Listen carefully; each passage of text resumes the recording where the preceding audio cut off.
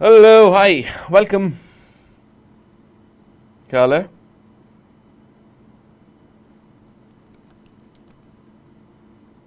अब चल गई।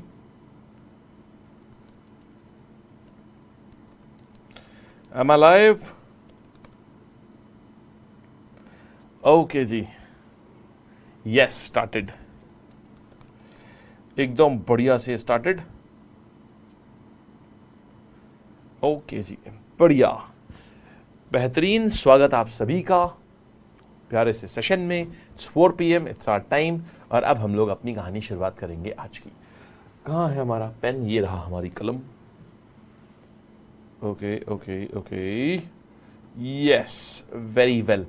Good afternoon, good evening, good evening, good evening. 4 बज गए भैया, इवनिंग हो गई। Good evening, good evening, good evening. Okay, no lag is there. Class एकदम बेहतरीन है। तनुराज, वो क्लास इतनी ही देर की हुई थी, वो क्लास उतनी ही देर की हुई थी। ऑलराइट, आओ चलो तो शुरू करते हैं हम लोग अपनी आज की कहानी को। And we are going to start with the polity. हम लोगों ने कहां तक करा था उसके आगे हम लोग करेंगे। So today we will be starting with governor से हम लोग शुरुआत करेंगे। ठीक है, सब रिवाइज करके आए हैं? आप सब रिवाइज करके आए हैं? और रुको मेरे को एक बार ओपन भी कर लेते तो यार नोट्स पे भी कि आप लोगों को कहाँ तक पढ़ाया गया है, ये सब पढ़ा दिया गया था। हाँ, लेजिस्लेटिव असेंबली पे हम लोग थे और यहाँ की हम लोग बातें कर रहे थे। हम लोगों ने कुछ कुछ बातें पढ़ी थी हम लोगों ने कि भाई देखिए, लेजिस्लेटिव थोड़ा सा रिवीजन करेंगे। We have just started the state legislature. और जहां पर भी जरा सा भी समस्या हो ना, बिंदास पूछना यार मेरे से। So state legislature, state legislature ये हमको करना था। State legislature, this is what we have to do. और स्टेट लेजिस्लेचर की बात करूं तो राज्य में, राज्य की जो विधायिकी होती है उसके ऊपर हम बात कर रहे थे। 2 प्रकार के सदन होते हैं यहाँ पर, लेजिस्लेटिव असेंबली और लेजिस्लेटिव काउंसिल। मेन जो सरकार होती है वो लेजिस्लेटिव असेंबली पे होती है, जिसको हम लोग हिंदी में बोलते हैं विधानसभा। ठीक, जो चीफ मिनिस्टर वगैरह जो बनते हैं ना, वो विधानसभा से बनते हैं। और यहां पर, और ये क्या होता है? विधान परिषद, लेजिस्लेटिव काउंसिल या फिर विधान परिषद। अच्छा, इसका नीड अभी हम सब बताएंगे कि क्या हुआ, क्यों हम लोगों को विधान परिषद की जरूरत पड़ गई, ये सब बताएंगे। देखिए, विधान परिषद को आप राज्यसभा से कंपेयर नहीं कर सकते हैं, सुनिएगा। हाँ, यहां पर क्या करेंगे? ठीक है, इट्स ओके, डोंट वरी, सब कुछ बता देंगे, परेशान मत होइए, सब बता देंगे। देखो अरे अब हमारी बात सुन लो भाई, सारी बात अभी हमारी बात सुन लो, उसके बाद आपको जो पूछना हो पूछ लीजिएगा, हम आपको अभी सब बता देंगे। पहले एक बार हमारी बात सुन तो लीजिए। तो बात ये आता है कि यार राज्य में 2 तरीके की चीजें होती हैं, लेकिन प्रश्न ये उठता है कि चलिए लेजिस्लेटिव असेंबली तो जो हमारा विधानसभा जो है भाई ये है, तो क्या इसमें भी हर राज्य की स्ट्रेंथ फिक्स होती है? नहीं। हमने देखा जैसे लोकसभा के लिए ना, हमेशा हमारा संविधान जो है लोकसभा की स्ट्रेंथ को फिक्स करके रखा हुआ है। लोकसभा क्या है? जो कि हमारे केंद्र में होती है, सेंट्रल गवर्नमेंट में होती है, तो उसकी स्ट्रेंथ फिक्स होती है कि 552 उसकी स्ट्रेंथ हुआ करती थी। 2 एंग्लो इंडियन की सीट अगर हटा दें तो 550 फिक्स थी, 2 एंग्लो इंडियन जोड़ लो तो 552। तो इसी प्रकार से राज्यों की जो होती है यार, ये रेंज दी जाती है। तो राज्यों की जो मिनिमम सीट होती है, बताओ वो कितनी होती है? मिनिमम सीट और मैक्सिमम सीट। मैक्सिमम कितनी, मिनिमम कितनी? तो मिनिमम कहते हैं कि भाई 60 जो है लेजिस्लेटिव असेंबली की मिनिमम सीट होती है, और मैक्सिमम कितनी हो सकती है किसी भी राज्य की? 500। तो संविधान विधानसभा के केस में एक रेंज बताता है कि आप इतनी सीट्स रख सकते हो, इसके बीच में कुछ भी रखो, डिपेंडिंग अपॉन कि आपके राज्य में कितने लोग रहते हैं। बट फिर भी यार 2 ऐसे राज्य हैं जो कि एक्सेप्शन है, मिजोरम एंड गोवा। 2 ऐसे राज्य हैं जो कि एक्सेप्शन पे आते हैं, एक्सेप्शन है ये। तो ये आता है आपका, एक आता है मिजोरम और दूसरा आता है गोवा। तो मिजोरम और गोवा ये जो 2 राज्य हैं ये एक्सेप्शन में आते हैं। अब ये देखना, अच्छा अब बात ये आती है यार, ये चलो एक्सेप्शन तो हुए, लेकिन कितनी कितनी सीट होती है यहां पर? तो यहां पर 40 सीटें होती है। अब लेकिन बात यह है कि क्यों ऐसा? इसलिए ऐसा यार क्योंकि यहां पर जो सीट्स हैं एक्चुअल में, देखो इसका ज्योग्राफिकल एरिया इन दोनों राज्यों का बहुत ही कम है। तो 40 सीट्स मोर देन सफिशिएंट देखी जा रही है, मोर देन सफिशिएंट आ रही हैं कि राज्य को अगर अपने आप को पूरी तरीके से अगर रिप्रेजेंट कराना है तो 40 seats are more than sufficient, उससे ज्यादा आपको आवश्यकता ही नहीं पड़ेगी। इसीलिए यहां पर इन दोनों के पास में 40 ही है। ये एक्सेप्शन राज्यों में आते हैं क्योंकि बहुत ही ज्यादा छोटे राज्यों में आते हैं। ठीक बात है। अच्छा अब देखना, इसके बाद क्या होता था, यहीं पर ही एक सीट जो है वो एंग्लो इंडियन कम्युनिटी के लिए रिजर्व होती थी। किसमें? यहां पर इस जगह, ये जो 60 सीट है ना, या जो मान लो ये 500 सीट है, 60 सीट है, जहां पे जितनी भी सीट्स हैं, यहां पर एक सीट जो होती थी वो एंग्लो इंडियन कम्युनिटी के लिए रिजर्व होती थी। लेकिन हमने एक अमेंडमेंट के द्वारा वो हटा दिया। कौन सा अमेंडमेंट है ये? विच amendment is that? 104th amendment 2019। 104th amendment आया कॉन्स्टिट्यूशन अमेंडमेंट एक्ट 2019, और इसके तहत हमने करा क्या? लेजिस्लेटिव असेंबली माने विधानसभा में एक सीट जो एंग्लो इंडियन कम्युनिटी की होती थी, जिसमें गवर्नर नॉमिनेट कर सकते थे किसी को, हमने वो हटा दिया। एक एंग्लो इंडियन की सीट को सबट्रैक्ट कर दिया। क्यों कर दिया? क्योंकि यार एंग्लो इंडियन की ज्यादा पॉपुलेशन बची नहीं थी भारत में। हमने देखा ये एंग 10 नहीं है, ये एंग्लो इंडियन है। हमने देखा कि यार ज्यादा अंग्रेज, अच्छा एंग्लो इंडियन कौन थे? वो यूरोपियन जो कि आजादी के बाद भी ना यही रुक गए, वो गए नहीं। उन्होंने बोला अपने का भारतीय बढ़िया लग रहा है, हम यहीं रहेंगे, हम नहीं जाते कहीं पर। तो ऐसे लोगों को एंग्लो इंडियन बोलते हैं। तो वो एंग्लो इंडियन क्या हुआ? वो यहीं पर रुक गए। अब उस समय तक उनकी जनसंख्या थी, लेकिन आज के टाइम पर उनकी जनसंख्या बिल्कुल ही नेग्लिजिबल है। तो अननेसेसरी हमको उनके लिए एक सीट रखने की आवश्यकता नहीं है। बोलिए, यहां तक तो बात समझ आ गई? ठीक है, ओके जी, यहां तक कोई समस्या नहीं ना किसी को भी? ठीक है, बढ़िया। अब आते हैं लेजिस्लेटिव काउंसिल के ऊपर। आप में देखिए, लेजिस्लेटिव असेंबली जो है ना, यहां मोटा मोटा ना आप सब कुछ इसको बिल्कुल लोकसभा जैसा समझ लीजिए। लोकसभा में स्पीकर होता है, लेजिस्लेटिव असेंबली में भी स्पीकर है। लोकसभा में काउंसिल ऑफ मिनिस्टर्स होते हैं, लेजिस्लेटिव असेंबली में भी राज्य के काउंसिल ऑफ मिनिस्टर्स होते हैं। लोकसभा में काउंसिल ऑफ मिनिस्टर्स के जो हेड होते हैं वो प्राइम मिनिस्टर होते हैं। अब प्राइम मिनिस्टर कहीं भी हो सकते हैं, वो चाहे लोकसभा में बैठे चाहे राज्यसभा में। लेकिन यहां पर क्या होता है? जो चीफ मिनिस्टर होता है, यहां भी एक चीफ मिनिस्टर होता है, वो काउंसिल ऑफ मिनिस्टर्स का हेड होता है। अच्छा, यहां पर चीफ मिनिस्टर को यही लोकसभा, यहां पर आपका लेजिस्लेटिव असेंबली बने विधानसभा का ही हेड होना चाहिए। ये रूल है कि भाई आपका चीफ मिनिस्टर जो है वो लेजिस्लेटिव काउंसिल का नहीं हो सकता। तो यहां पर सारे, यहां जैसे स्पीकर होता है, 5 साल का एक टाइम होता है, सारे बिल वगैरह यह सब पास होते हैं, ये सब कुछ बिल्कुल वैसे ही होता है जैसे लोकसभा होता है। आप इसको 90% लेजिस्लेटिव असेंबली को आप लोकसभा के बराबर समझ सकते हैं। जो जो चीजें केंद्र में वो करती हैं, यहां पर राज्य में ये करते हैं। लेकिन अब बात आती है कि यार केंद्र में दूसरा हाउस जो होता है, सेकेंड हाउस जो होता है, वो राज्यसभा होता है। यहां पर सेकेंड हाउस नहीं, सेकेंडरी हाउस होता है। सी, यहां पर ये जो हाउस है ना, ये सेकंड हाउस नहीं होता, यहां पर ये सेकेंडरी हाउस होता है। सेकेंडरी हाउस का अर्थ ये हुआ कि इसके पास इतनी ज्यादा पावर नहीं होती जो कि राज्यसभा के पास में होती है। यहां के जो मेंबर्स आते हैं वो कैसे आते हैं, इसके बारे में थोड़ा सा हम लोग बात करते हैं। किस प्रकार यहां पर मेंबर्स आते हैं और क्यों है हमारे पास में। देखो, ये जो लेजिस्लेटिव काउंसिल है ना, विधान परिषद, ये राज्यसभा से इंफीरियर होती है। यहां लिख दे रहा हूं, यहां पर इंफीरियर टू राज्यसभा। ये जो है it is inferior to Rajya Sabha, ये राज्यसभा से इंफीरियर होती है लेजिस्लेटिव काउंसिल। अब देखो क्या होता है, राज्यसभा से तो चलो, ये जो राज्यसभा है ना, ये इंफीरियर है, लेजिस्लेटिव काउंसिल जो है वो इंफीरियर है राज्यसभा से। कैसे देखिए, और क्यों रखा गया? पहली चीज तो आप ये देखिए, हर एक राज्य में है ही नहीं। तो हर एक राज्य में अगर है नहीं तो इसका मतलब यार ये कुछ राज्यों में है, तो बनाया क्यों गया था? जैसे मान लीजिए कोई बड़ा राज्य है, अब जाहिर सी बात है, फॉर एग्जाम्पल जैसे मान लीजिए मैं एक बहुत बढ़िया साइंटिस्ट हूं, जैसे मैं बात करूं ई श्रीधरन। आप जानते हैं ई श्रीधरन कौन है? मेट्रो मैन ऑफ इंडिया, जिन्होंने भारत को भारत की पहली मेट्रो दी, मतलब दिल्ली मेट्रो के चीफ इंजीनियर हुआ करते थे ई श्रीधरन, जिन्होंने बाहर के मॉडल्स को पढ़ा, मेट्रो कैसे काम करती है इसको पूरा समझा, और आकर के उन्होंने भारत में इंप्लीमेंट किया। सोचिए इस लेवल का, और बहुत ही बेहतरीन काम उन्होंने किया। दिल्ली मेट्रो अगर आप देखेंगे तो इतनी ज्यादा एफिशिएंट है Delhi metro, it's a highly efficient network. और वो किसने बनाया? The credit goes to definitely to the team, but then it's the one man who build that team and who got that done, that is E Sreedharan. E Sreedharan को Congress party ने क्या किया, सोचा यार देखो इस टाइप के जो लोग हैं कितना ज्यादा महत्वपूर्ण काम हो कितने ज्यादा महत्वपूर्ण हो सकते हैं किस चीज में, इस टाइप के लोग इतने ज्यादा महत्वपूर्ण हो सकते हैं साइंस एंड टेक्नोलॉजी जैसी। अगर देश में जो साइंस एंड टेक की जो नीतियां बन रही हैं, अगर उसमें इस प्रकार के इंडस्ट्री एक्सपर्ट्स अगर अपनी राय दें, तो सोचिए कितना बढ़िया पॉलिसीज बनेंगी हमारे वहां। तो हुआ क्या, उनको उतारा गया, इलेक्शन के लिए उतारा गया केरला से। वो केरला के रहने वाले थे, तो केरला से उनको उतारा। उधर दूसरी तरफ कांग्रेस पार्टी से क्या हुआ, एक व्यक्ति को खड़ा कर दिया गया जातिगत पॉलिटिक्स के लिए। वहां से क्या करा गया, एक रिलीजियस पॉलिटिक्स के लिए एक व्यक्ति को खड़ा कर दिया गया। जिन व्यक्ति को खड़ा करा गया उनका दूर दूर तक साइंस एंड टेक से कोई रिलेटेड नहीं है। बस फर्क इतना था कि उनके नाम के आगे यादव लगा है, या मान लो खान लगा है, या मान लो कोई भी कम्युनिटी सूचक शब्द लगा हुआ है उनके नाम के आगे। अब भारत में क्या है, अगर कम्युनिटी सूचक शब्द लग गया तो भाड़ में गई, उसके बाद क्वालिफिकेशन भाड़ में गई, वो व्यक्ति कितना उपयोगी है, मेरी जाति का है ना वो, तो मैं उसको जाके वोट दूंगा। और हुआ यही, ई श्रीधरन जो है वो हार गए। मैं बात कर रहा हूं केंद्र की, एग्जाम्पल तो आपको राज्य का दे रहा हूं, लेकिन आपको केंद्र की बात करके इस एग्जाम्पल को प्रूव कर रहा हूं कि आप समझिए, जब हमें इतने महान व्यक्ति जो इतना ज्यादा इंपॉर्टेंट हो सकते थे, उनको उनके होम राज्य से खड़ा करा गया, जिस राज्य से वो जिस राज्य को वो रिप्रेजेंट करते थे। केरला जैसे पढ़े लिखे राज्य में ये चीज है कि यहां पर पूरा वोट जो था वो उन जातिगत, ये धार्मिक आधार के ऊपर वोट दूसरे व्यक्ति को चला गया। तो अब इसीलिए ऐसी चीज राज्यों में ना हो पाए, इसीलिए आपने देखा हुआ है कि राज्यसभा में क्या है, इसीलिए नॉमिनेट करने की प्रक्रिया रखी गई है कि यार पता है कि ऐसे लोग कभी इलेक्ट नहीं हो पाएंगे। जनता जो है वो सिर्फ वोट बैंक, जनता जो है वो अपने नाम वाले का, मेरा सरनेम मैच कर रहा है ना मेरे नेता से तो मैं उसको चुनूंगा, जनता ऐसे ही चुनाव करती है।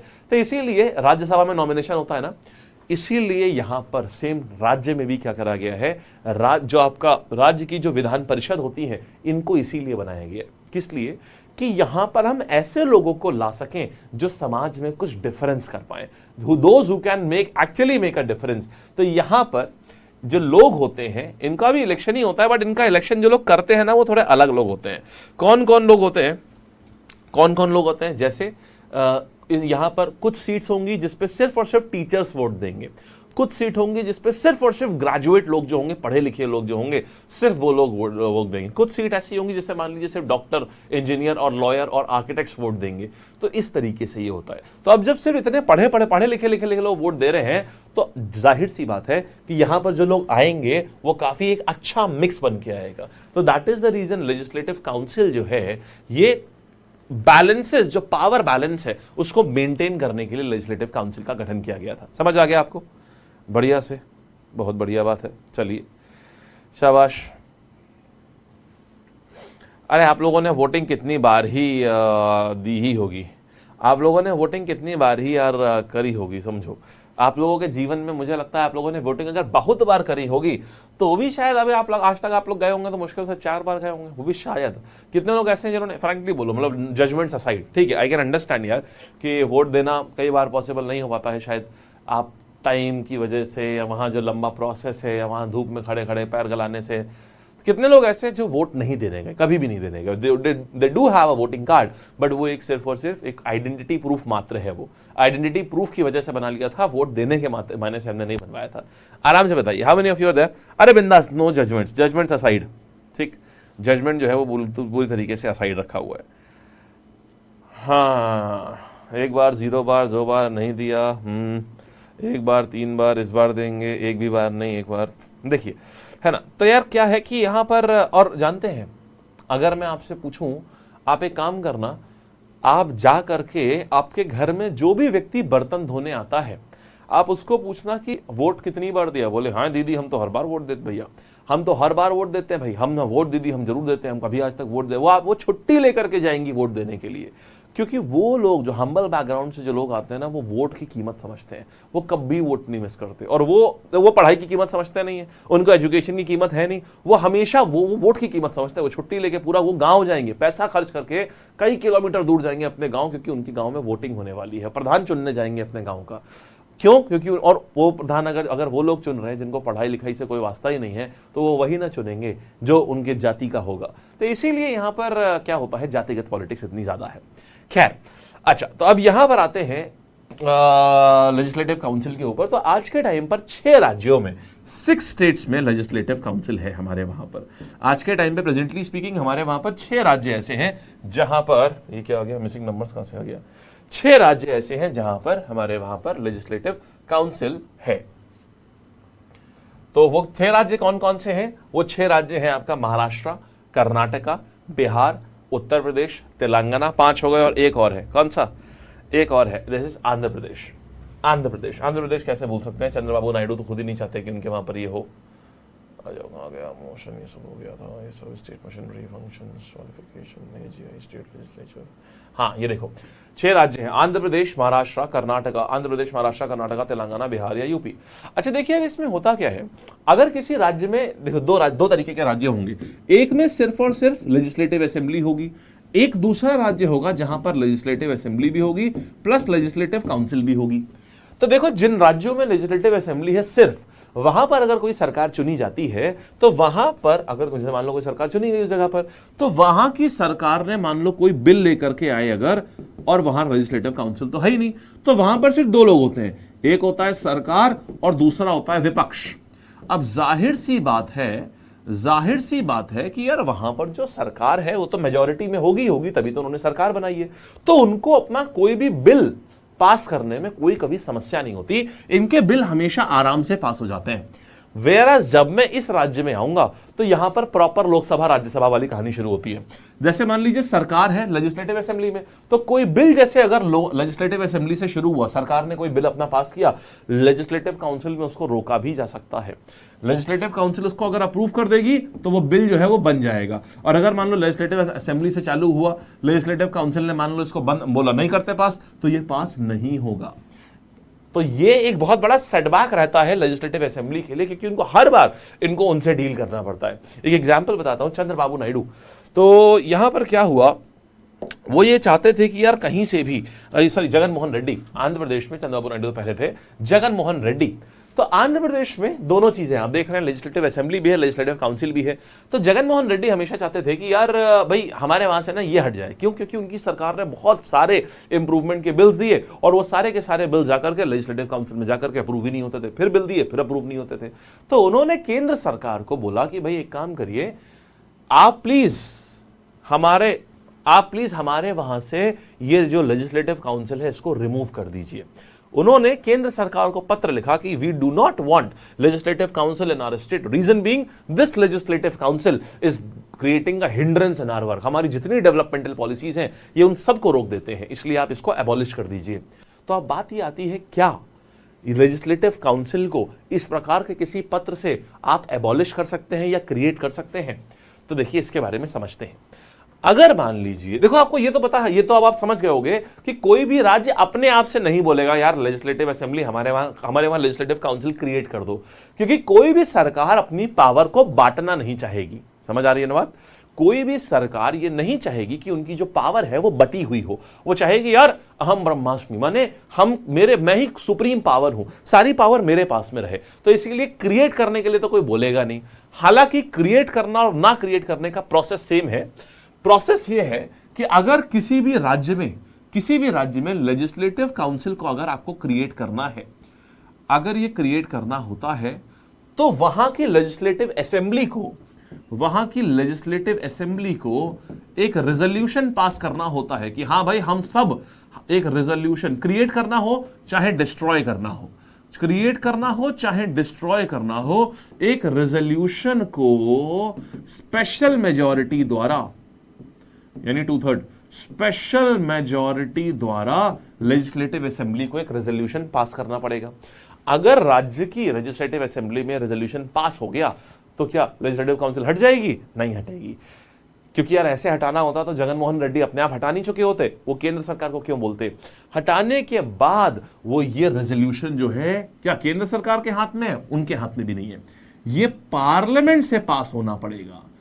अगर ये लोकसभा और राज्यसभा, पार्लियामेंट से इसको अप्रूव होना पड़ेगा। अगर ये लोकसभा और राज्यसभा, अगर ये दोनों राज्यों से अगर ये पास हो गया ना, तब जाकर के किसी भी राज्य में या तो लेजिस्लेटिव काउंसिल क्रिएट होगी या एबॉलिश होगी। बोलिए, बात समझ आ गई आपके पास में? बढ़िया से, ठीक है। तो एकदम बढ़िया, कोई समस्या किसी तरीके की? ठीक है। यानी यार ये है, अब यहां पर ये जो रेजोल्यूशन होता है ना, बाइंडिंग नहीं होता पार्लियामेंट के ऊपर। पार्लियामेंट के ऊपर डिपेंड करता है, if they want to accept it they will accept it, if they don't want accept it they will not accept it. It is not binding on the parliament. ये parliament के ऊपर binding किसी भी स्वरूप में ये बाइंडिंग नहीं होता है, ठीक है। चलिए, तो यहां तक की बात हमको समझ में आ गई। तो इसीलिए यार जितने भी राज्य हैं ना, इन सब में बना हुए है आपकी लेजिस्लेटिव काउंसिल आपकी बनी हुई है, और ये इन राज्यों के ऊपर डिपेंड कर, अच्छा एक और चीज है, इन राज्यों के ऊपर ये डिपेंड करता है कि भाई ये हटाना चाहते हैं या रखना चाहते हैं। इस पे ये रेजोल्यूशन तो बना सकते हैं लेकिन ये उसको फाइनलाइज नहीं कर सकते। अच्छा, दूसरी बात, तो रियल पावर किसके हाथ में लाई करती है कहीं पर भी लेजिस्लेटिव असेंबली क्रिएट करने की या डिस्ट्रॉय करने की? आप बोलेंगे पार्लियामेंट। तो एक सवाल यहां पर एक और आ जाता है, नेचुरली एक सवाल आता है कि यार क्या अगर पार्लियामेंट चाहे कि हम ऐसा करें, क्या अगर पार्लियामेंट चाहे कि यार मेरे को ना लेजिस्लेटिव असेंबली मुझे क्रिएट कर दूं, इस राज्य में लेजिस्लेटिव काउंसिल क्रिएट कर दूं, या इस राज्य में लेजिस्लेटिव काउंसिल को डिस्ट्रॉय कर दूं, तो क्या पार्लियामेंट अपने आप से कर सकती है? जैसे for example, let's take the example of Uttar Pradesh. So in Uttar Pradesh we have the government of chief minister Yogi Adityanath, and in central we have the BJP government in the center as well. Now what if Modi ji want some day कि यार मोदी जी को लगता है ऐसा करते हैं, UP में ना लेजिस्लेटिव काउंसिल दिक्कत करती है, बार बार हमारे योगी भाई का बिल रोकती है, इसको उड़ा दो इसको. तो क्या वो अपने मन से उड़ा सकते हैं उसको? नहीं. अनलेस और until the rule is simple कि यहां पर दोनों जगह से पहले आपको रिजोल्यूशन मिलना पड़ेगा यहां से. राज्य की लेजिस्लेटिव असेंबली जब तक, चाहे तो लेजिस्लेटिव काउंसिल बनाने या बिगाड़ने, जब तक राज्य से आपको रिक्वेस्ट नहीं मिलती है तब तक आप अपने आप से कोई काम नहीं कर सकते. और राज्य भी अपने आप नहीं कर सकता, सिर्फ आपसे रिक्वेस्ट ही कर सकता है. माने दोनों को एक दूसरे की जरूरत पड़ेगी, किसी की भी पावर सुप्रीम नहीं रखी गई है संविधान में. समझ गए? दोनों को ही एक दूसरे की जरूरत पड़ेगी अगर आपको लेजिस्लेटिव काउंसिल बनानी है या बिगाड़नी है. ठीक है जी, चलिए शाबाश. अच्छा, अब देखो यार यहाँ पे कॉम्पोजिशन कितना होता है. तो मिनिमम जो होता है, बहुत अच्छा पॉइंट आ रहा है. देखो लेजिस्लेटिव असेंबली में मिनिमम कितने लोग होते हैं बताना. लेजिस्लेटिव असेंबली में मिनिमम कितने लोग होते हैं बताइएगा. लेजिस्लेटिव असेंबली में मिनिमम कितने लोग होते हैं? 60 है ना. और एक्सेप्शन केस की अगर मैं बात करूं, if I talk about the exception case of legislative assembly, उस केस में अगर मैं एक्सेप्शन की बात करूंगा तो एक्सेप्शन के केस में हम ये बोल सकते हैं कि लेजिस्लेटिव असेंबली में कितने लोग हो जाएंगे. अगर एक्सेप्शन की बात कर रहा हूं यार, एक्सेप्शन की बात करूंगा तो लेजिस्लेटिव असेंबली में 40 लोग होते हैं बस. यही लेजिस्लेटिव काउंसिल का मिनिमम होता है. तो minimum number of people who can be present in legislative council, ये मिनिमम होते हैं 40. और मैक्सिमम कौन होते हैं? Less than equal to 1/3 of legislative assembly.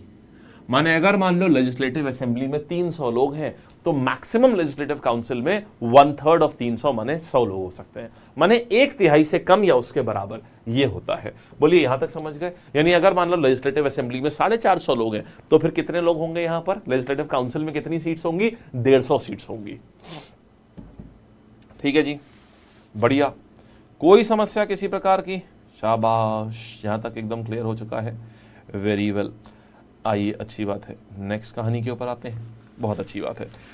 अब देखो यार, कॉम्पोजिशन तो हमको समझ में आ गया.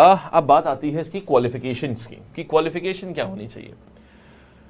क्वालिफिकेशन ये देखिए. अच्छा, तो आर्टिकल 168 बोलता है स्टेट क्या संविधान क्या बोलता है, संवैधानिक प्रोविजन क्या है लेजिस्लेटिव असेंबली या काउंसिल के. वो सिर्फ इतना बोलता है स्टेट लेजिस्लेचर जो है वो या तो एक हाउस रख सकता है या 2 हाउस रख सकता है, डिपेंड करता है राज्य के ऊपर, राज्य की रिक्वेस्ट के ऊपर, और उसके बाद उसे पार्लियामेंट का अप्रूवल मिलता है कि नहीं मिलता है. आर्टिकल 169 बोलता है parliament has the power to establish और abolish any legislative council but only on the request of legislative assembly. ये बट वाला पॉइंट जो है ये बहुत इंपॉर्टेंट है, that they do have it but only on the request. Request के बिना वो कुछ नहीं कर सकते हैं.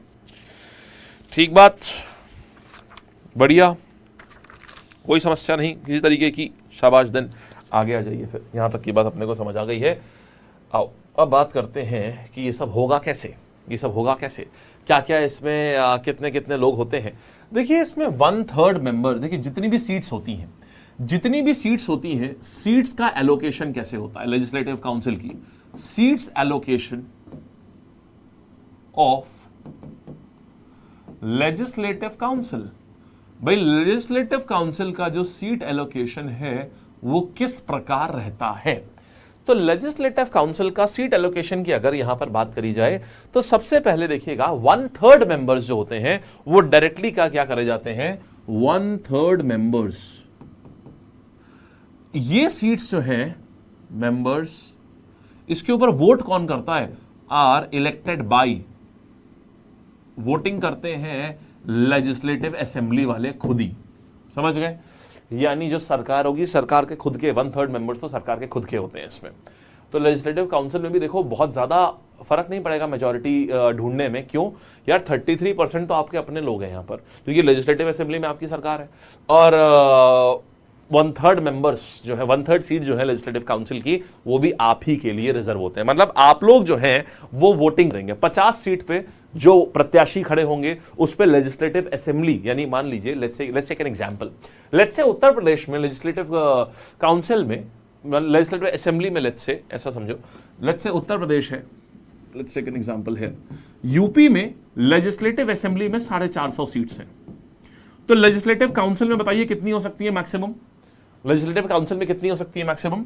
इसका 1/3 माने 150 सीट्स। ठीक, अब इन 150 सीटों में से 50 सीट माने सीधा 1/3 कर दो, सीधा 1/3 माने 50 सीट्स जो हैं यार, इन सीट्स के ऊपर जो भी प्रत्याशी, भाई कई सारे लोग होंगे ना, पूरे राज्य से होते हैं ना, पूरे राज्य से होंगे, कोई प्रत्याशी लखनऊ से होगा, कोई प्रत्याशी कानपुर से होगा।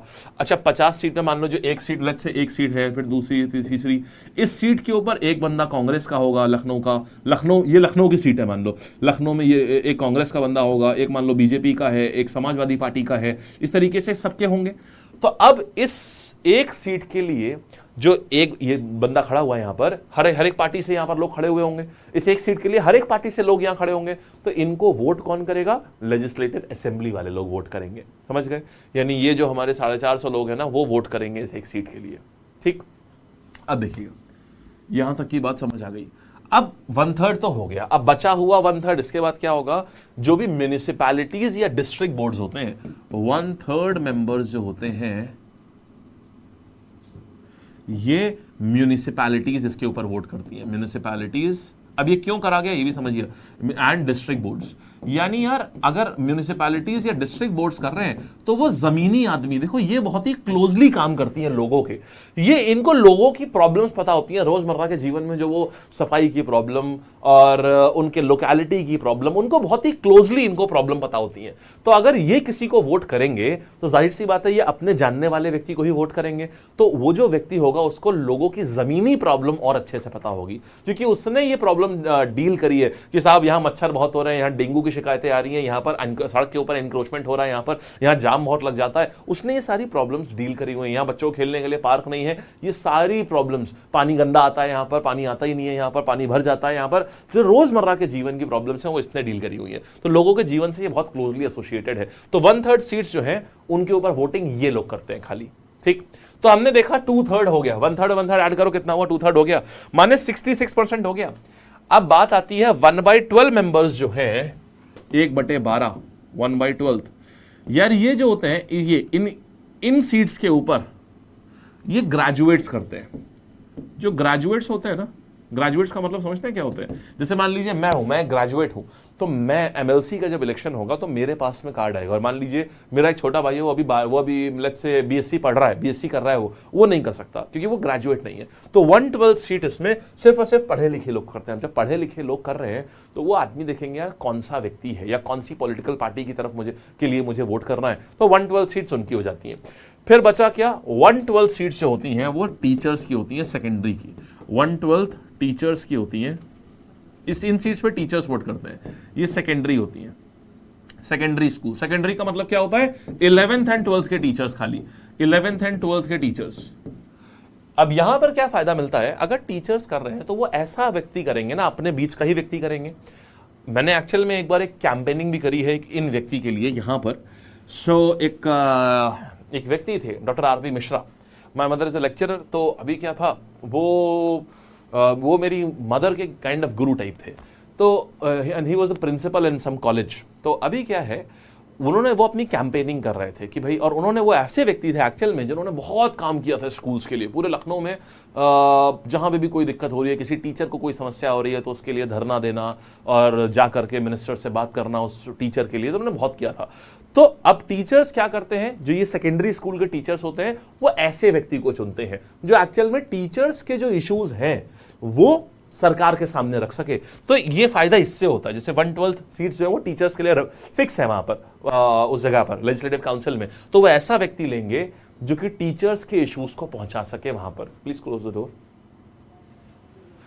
ठीक, तो 1/12 आ गया टीचर्स के ऊपर, और बाकी बचे क्या हुए? 1/6। अब देखो 1/3 1/3 2/3 हो गया। देखो यहां पर 1/3 1/3 2/3 हो गया। यार ये जो आपका लिखा हुआ है ना, यहां से डायरेक्ट सवाल आते हैं, ऑप्शन आएगा, बताओ इनमें से कौन सा सही है या कौन सा गलत है, या फिर सेकेंडरी स्कूल से कितनी सीट्स होती हैं। आपको ये नंबर्स आपको याद करने पड़ेंगे प्रॉपर। ये ऐड करो 2/3 हो गया, ये ऐड करो कितना हुआ 2/12 हो गया। 2/12 का मतलब क्या हुआ 1/6 हो गया। अच्छा 1/6 हो गया, अब समझना 2/3 था, अब देखना 1/6 यहां पर हो गया, अब बचा कितना देखना सिर्फ 1/6 बचा। कैसे 1/6 ऐड करोगे तो 2/6 हो जाएगा। 2/6 का मतलब 1/3 होता है, और 2/3 1/3 कंप्लीट 1 बन गया ना। तो बस ये है, यानी कि यार ये जो आखिरी 1/6 है ना, ये नॉमिनेटेड बाय गवर्नर होता है, कि अभी भी अगर कोई बच गया है तो उनको गवर्नर नॉमिनेट कर देते हैं, नॉमिनेटेड बाय गवर्नर। बोलिए यहां तक बात सही, बढ़िया, क्लियर, बढ़िया से, शाबाश, बढ़िया।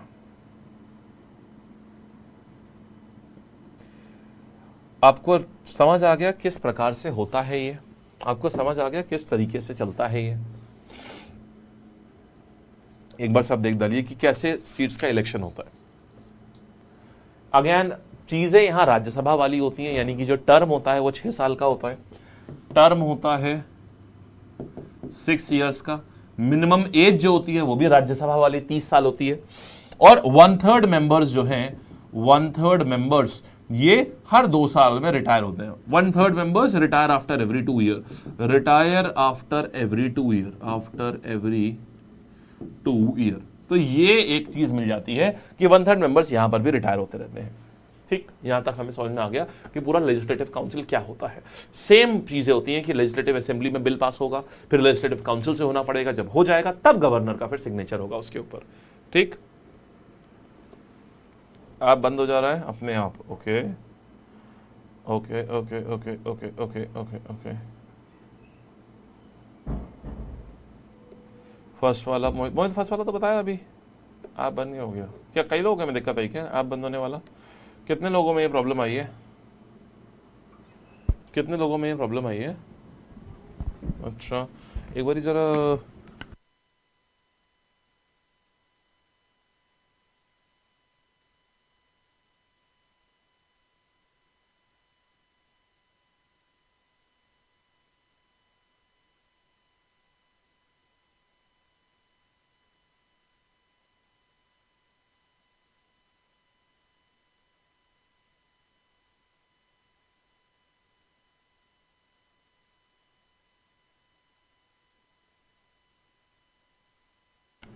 चलिए,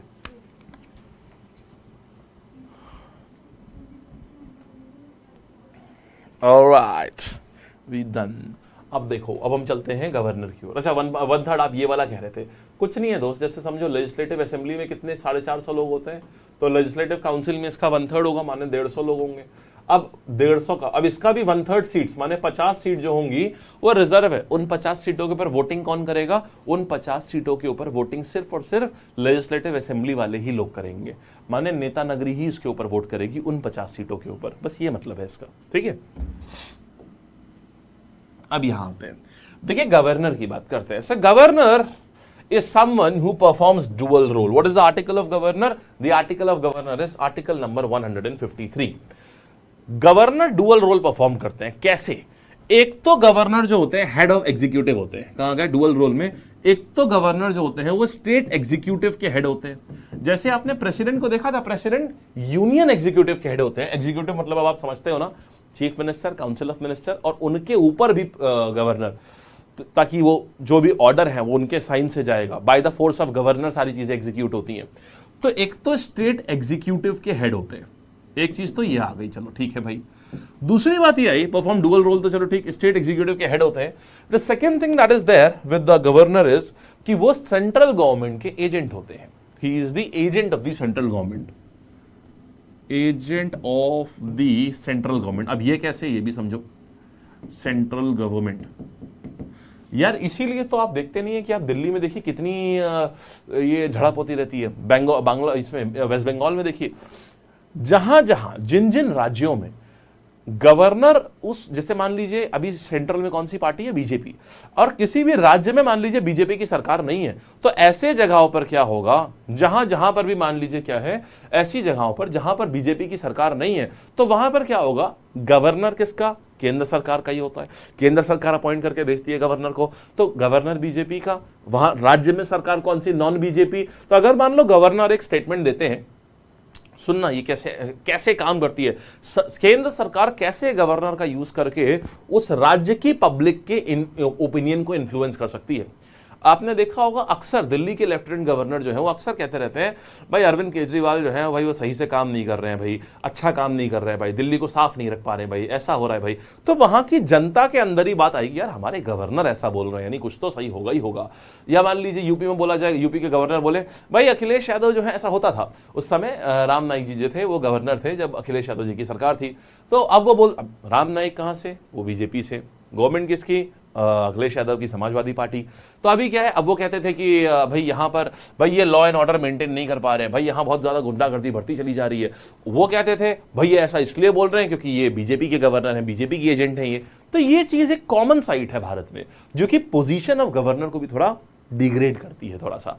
तो आपने देखा ये स्टेट एग्जीक्यूटिव के हेड तो होते ही होते हैं, लेकिन क्योंकि इनको केंद्र सरकार भेजती है ना राज्यों में, इसलिए वहां जाकर के ये लोग खूब उस राज्य की सरकार को, अगर वो उनकी पार्टी से अलग है तो वो हमेशा कुछ ना कुछ उलझुल कहते ही रहते हैं। यहां तक बात समझ आ गई, बढ़िया बात, ठीक है। अच्छा, कोई भी बिल जो है वो पास नहीं होगा जब तक, क्योंकि ये स्टेट एग्जीक्यूटिव के हेड होते हैं, तो कोई भी बिल नहीं पास होगा जब तक इनका साइन नहीं हो जाएगा, ठीक।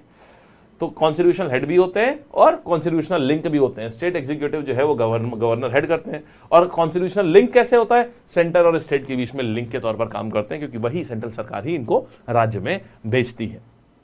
अच्छा, पहले क्या था कि संविधान कहता था there shall be a governor in each and every state, ठीक।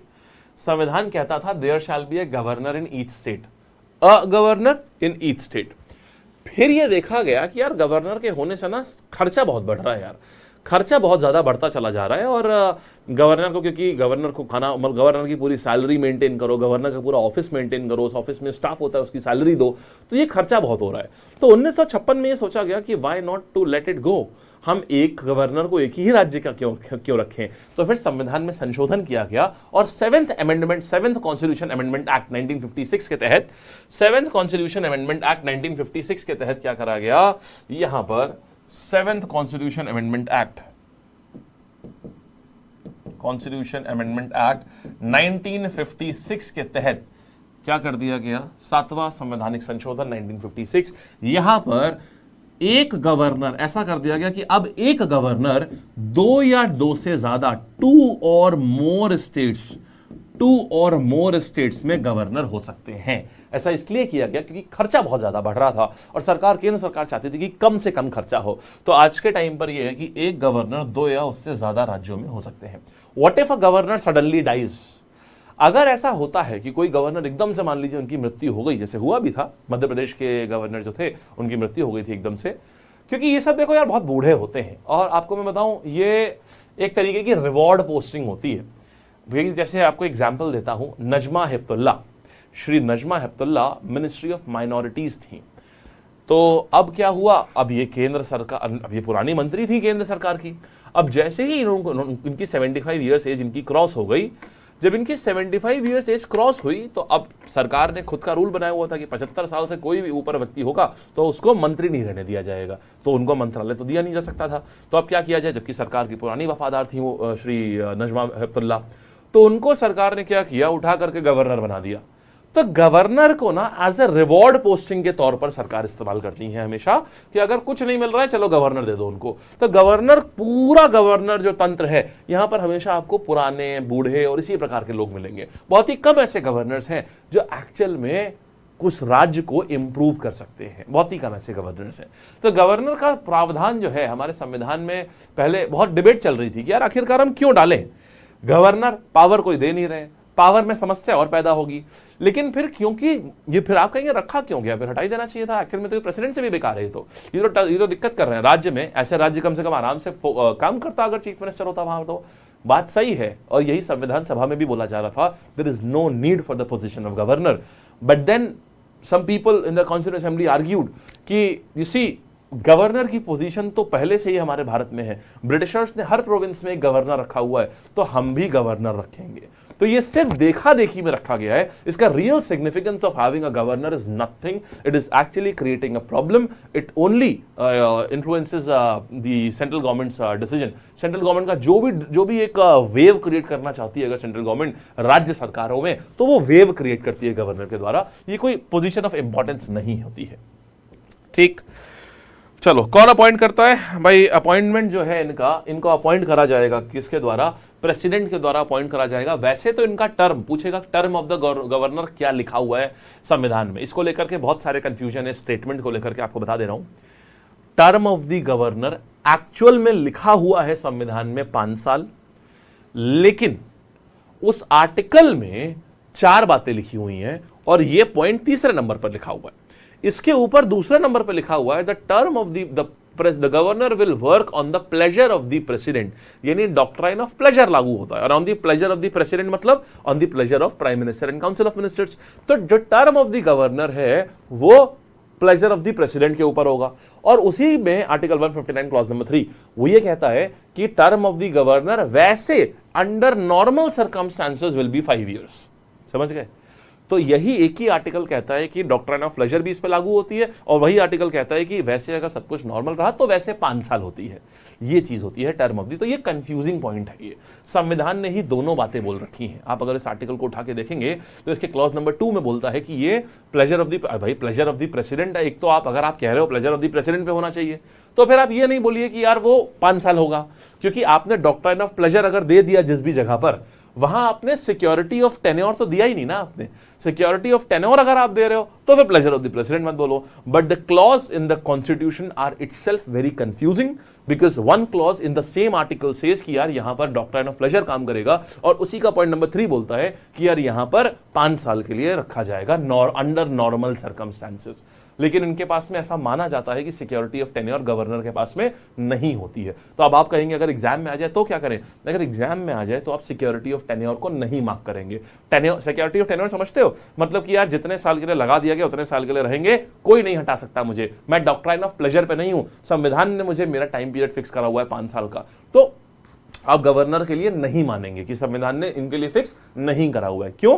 क्योंकि हम प्रेसिडेंस ऑर्डर में संविधान को पढ़ते हैं, माने जो आर्टिकल पहले लिखा हुआ है ना तो उसको ज्यादा इंपॉर्टेंस दी जाएगी। तो आर्टिकल 159 क्लॉज नंबर 2 पहले लिखा हुआ है, तो डॉक्ट्राइन ऑफ प्लेजर को ज्यादा इंपॉर्टेंस दी जाएगी। समझ गए? ठीक है। अरे वाह, दिल्ली में बारिश हो रही है, बढ़िया यार। तो फिर यहाँ लखनऊ में भी होगी, बहुत बढ़िया। ओके सभ्यता दे दीजिए यार डेटा की बलि, चलेगा। वैसे यार जब वाईफाई खत्म हो जाता है ना यहाँ, तो डेटा जाता है तो फिर बड़ा अजीब लगता है, क्योंकि डेटा खत्म हो जाएगा फिर, और रात में मान लो डेटा कुछ देखने बैठे और डेटा खत्म है, स्पीड नहीं आ रही, वो बड़ा इरिटेटिंग होता है। Imagine living in a society when there is no data, internet ही नहीं है, फोन्स की क्या हालत होगी हम लोगों के। चलिए भाई आगे बढ़े, यहां तक समझ आ गया। अब देखिए बात ये आई कि गवर्नर को यार हम इलेक्शन क्यों नहीं करते हैं? गवर्नर को अपॉइंट क्यों करते हैं? भाई हम प्रेसिडेंट का भी, अगर हम इस पोस्ट को kind of equivalent to president देखते हैं तो प्रेसिडेंट का तो हम इलेक्शन करते हैं, so we must elect the governor as well.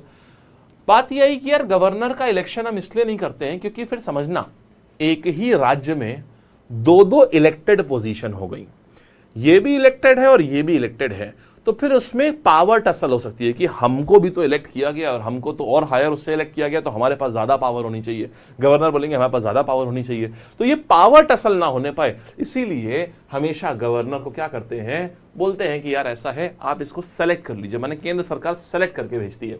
और प्रोविजन ये कहता है कि कभी भी गवर्नर अगर होना होगा ना, तो सबसे पहले वहां की जो क्या बोलते हैं देखिए कभी भी अगर होना है ऐसा, तो आपको क्या करना होगा, 2 सिटीजन बोले गए, अगर गवर्नर सेलेक्ट करना है तो सिर्फ 2 चीजों का ध्यान रखना है। इतनी बड़ी बड़ी कॉन्स्टिट्यूशनल पोजीशन, आप अगर आज चपरासी के लिए भी जाइए ना तो बोलेगा 5वीं पास या 10वीं पास चाहिए होता है।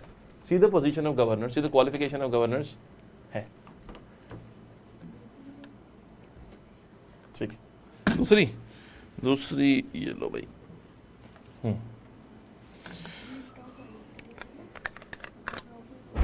ये मेरी वाली बॉटल का है, ओ ठीक। चलिए देखिएगा, तो अगर यहाँ पर आप देखें तो इतनी इंपॉर्टेंट पोजीशन के लिए हमारे पास what is the qualification, he must be a citizen of India, his age must be 35 years.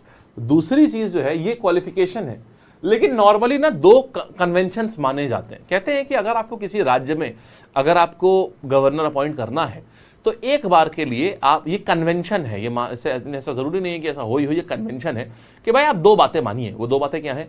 पहला, आपको उस राज्य के चीफ मिनिस्टर से डिस्कस कर लीजिए, थोड़ा सा डिस्कशन करने को बोला गया है, ये नहीं मैंडेटरी नहीं था, ये कन्वेंशन है। तो वैसे तो ये कन्वेंशन फॉलो होगा, लेकिन अब आप सोचिए अगर कोई नॉन, फॉर एग्जाम्पल आपको लग रहा है कि दिल्ली में लेफ्टिनेंट गवर्नर अपॉइंट करने से पहले या वेस्ट बंगाल में लेफ्टिनेंट गवर्नर अपॉइंट करने से पहले बीजेपी गवर्नमेंट वेस्ट बंगाल से पूछेगी कि दीदी बताइए आपके वहां क्या हम अपॉइंट कर दें, आपको कौन सा आदमी पसंद है, बताइए क्या करना चाहिए। तो हालांकि बाइंडिंग नहीं होगा, लेकिन आपको लग रहा है कि वो पूछेंगे? कतई नहीं पूछेंगे, कोई नहीं पूछता। सेम जब भी जिसकी सरकार होती है, अभी I am taking an example of BJP because आज बीजेपी की गवर्नमेंट है। अगर कांग्रेस थी तो वो भी यही काम करते थे, अपनी मनमर्जी का, जो भी पार्टी होती है वो अपनी मनमर्जी का भेजता है। तो अब दूसरी चीज क्या है कि गवर्नर, ऐसा बोला जाता है गवर्नर ना उस राज्य का नहीं होना चाहिए। क्यों?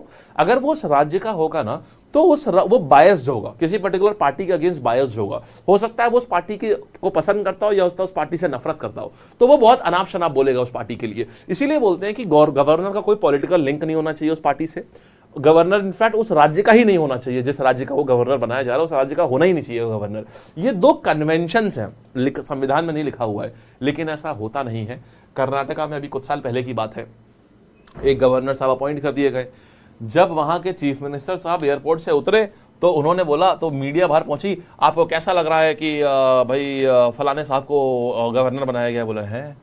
बोले हमको तो अभी पता चल रहा है आपके मुंह से कि हमारे राज्य में एक गवर्नर भी बना दिए गए, हमको तो दूर दूर तक किसी ने पूछा ही नहीं हमसे तो किसी ने। दूसरा, ये कर्नाटका में खूब होता है, ये कर्नाटका में पावर टसल खूब चलता है कर्नाटका में, क्योंकि कर्नाटका में ना बहुत छोटे छोटे मार्जिन से पार्टीज जीतती हैं। कर्नाटका में क्या है ना, बिल्कुल आप समझ लीजिए सपोर्ट है। अभी भी देखिए कर्नाटका की पॉलिटिक्स इस समय गर्म है, इलेक्शन होने वाले हैं। अब कर्नाटका में क्या होता है ना कि बहुत ही क्लोज मार्जिन से पार्टीज जीतती हैं, और हर पार्टी के वहां पर अच्छे खासा सपोर्टर्स हैं, हर पार्टी के, तो वो बहुत ही क्लोज मार्जिन से हमेशा जीतती हैं। तो इसी तरीके से कर्नाटका में फिर क्या हुआ, लोकल नहीं होना चाहिए। पिछले 3 बार से कर्नाटका में जो भी गवर्नर होते हैं वो वहीं के लोकल कर्नाटका के होते हैं। तो ये दोनों कन्वेंशन ही ऐसी की तैसी हो जाती है। वहां पर कुछ कन्वेंशन माने नहीं जाते, माने जाते थे, बट आज के टाइम पे ये कन्वेंशन वगैरह बस किताबों में रह गए, ऐसा कुछ होता नहीं है यहाँ पर। चलो, गवर्नर जो है वो किसी भी हाल में कोई एमपी नहीं होने चाहिए और एमएलए नहीं होने चाहिए। अगर हैं तो उनको ओथ के पहले रिजाइन कर देना चाहिए। कोई ऑफिस ऑफ प्रॉफिट नहीं होना चाहिए इनके पास में। अगर 2 राज्य हैं जिन्हें कॉमन गवर्नर है, और मान लीजिए गवर्नर की सैलरी 2 लाख रुपए है, तो दोनों राज्यों से 1 लाख रुपए इससे, 1 लाख रुपए इससे बराबर लिया जाएगा। गवर्नर 3 राज्यों को भी 3 राज्यों पे भी एक गवर्नर हो सकता है, तो तीनों से बराबर लिया जाएगा। ध्यान रखिएगा, सिर्फ ये नहीं कि गवर्नर 2 राज्यों में होगा, बात यह आएगा कि गवर्नर 2 या 2 से ज्यादा, एक single governor can be a governor इन 2 और मोर स्टेट। ये प्रश्न खूब आता है और एग्जामिनर कंफ्यूज कैसे करता है। वो कहता है एक गवर्नर जो है वो सिर्फ 2 राज्यों में हो सकता है ना, 2 नहीं, 2 या 2 से ज्यादा में हो सकता है। ये 7th कॉन्स्टिट्यूशन अमेंडमेंट एक्ट 1956 के द्वारा ये चीज पॉसिबल हो सकती है। ठीक बात, बढ़िया। तो गवर्नर समझ लिए क्या उपाय। ओवरव्यू अपने दिमाग में अगर सोचो तो कोई दिक्कत तो नहीं है ना। अगर ओवरव्यू देखो तो आपको सब याद सब मोटा मोटा चीजें समझ आ रही हैं। ओथ कौन दिलाएगा? Chief justice. जैसे देखो प्रेसिडेंट को ओथ कौन दिलाते हैं? Chief justice of supreme court. इनको कौन ओथ दिलाएगा? Chief justice of high court इनको ओथ दिलाएंगे। ठीक। सिक्योरिटी ऑफ टेन्योर होता नहीं है इनके पास, नॉर्मली 5 साल का होता है, लेकिन सिक्योरिटी ऑफ टेन्योर नहीं होता। यानी ये कह नहीं सकते कि नहीं 5 साल से पहले क्यों हटा दिया, ये नहीं कह सकते हैं ये। चलिए, तो सिमिलरली यहां पर इनको गवर्नर रिजाइन किसको देंगे? देखिए, गवर्नर को अपॉइंट करते हैं प्रेसिडेंट, तो उनको रिजाइन भी किसको देंगे? रिजिग्नेशन भी ये प्रेसिडेंट को देंगे, क्योंकि इनका अपॉइंटमेंट भी प्रेसिडेंट द्वारा ही किया जाता है। अब बात आती है इनके बारे में क्या कि और क्या क्या इनकी पावर्स क्या क्या हैं। जरा ये बात पढ़ लीजिए, ये लाइन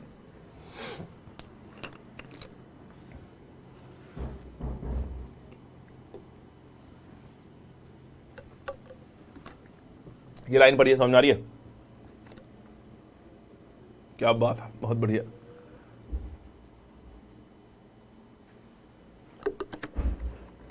आपका ये अभी पोल आया है ना, सून इस पे लीडर बोर्ड भी आएगा।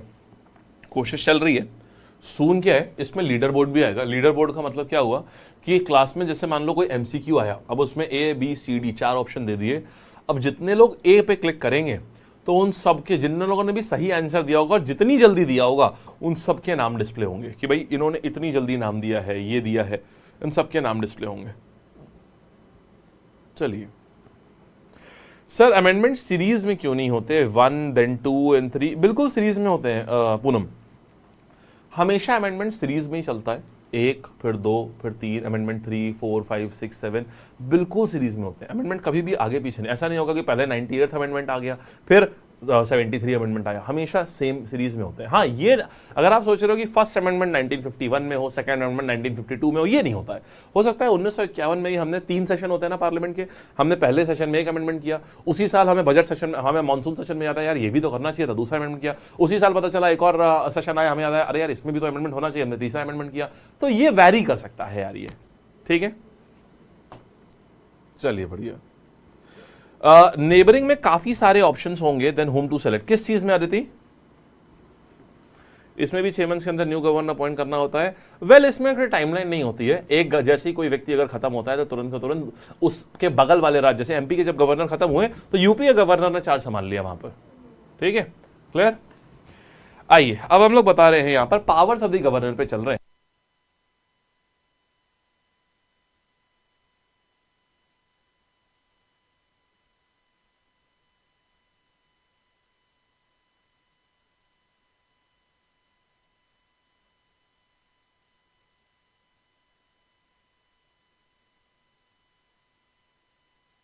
चलिए let's have a break for 5 minutes, थोड़ा सा ब्रेक करिए, रिफ्रेश हो जाइए, फिर पावर्स पे चलेंगे, फिर powers and functions of governor पे चलेंगे, और उसके बाद हम लोग पता है क्या करेंगे, पार्डन पावर, अभी हम लोगों ने प्रेसिडेंट की पावर्स नहीं देखी ना, pardon powers of president and governor, फिर हम पार्डन पावर्स ऑफ गवर्नर पे चलेंगे। ठीक है, एक छोटा सा ब्रेक लेते हैं 5 मिनट का, और 5 मिनट बाद हम लोग वापस से रिकन्वीन करेंगे।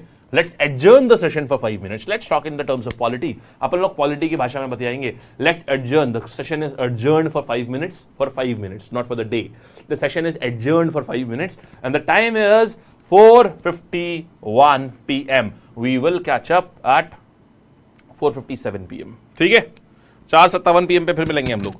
5 मिनट बाद हम लोग, 4:52 हो रहा है, 4:57 PM पे मिलेंगे, 5 मिनट बाद फिर मिलते हैं हम लोग। ठीक है, चलो। हाँ जी, यस सिद्धार्थ, यस।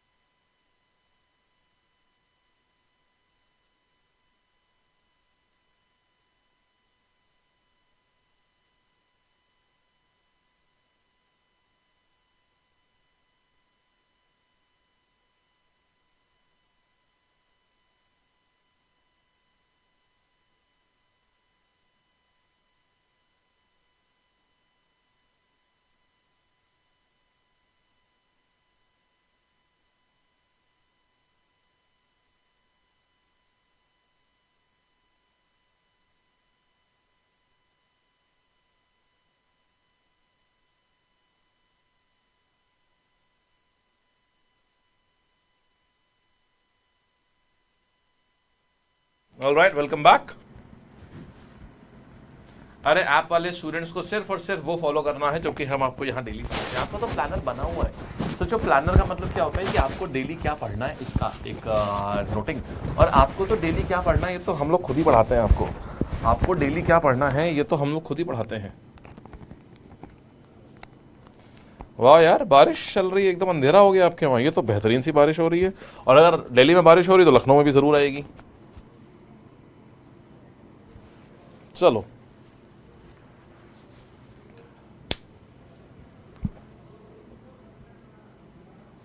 सर, मेरा डाउट है चैप्टर्स क्या होता है कि लाइक फर्स्ट चैप्टर एग्जीक्यूटिव इसके क्वेश्चन आ रहा है, मतलब नहीं समझा सुजीत अभी भी।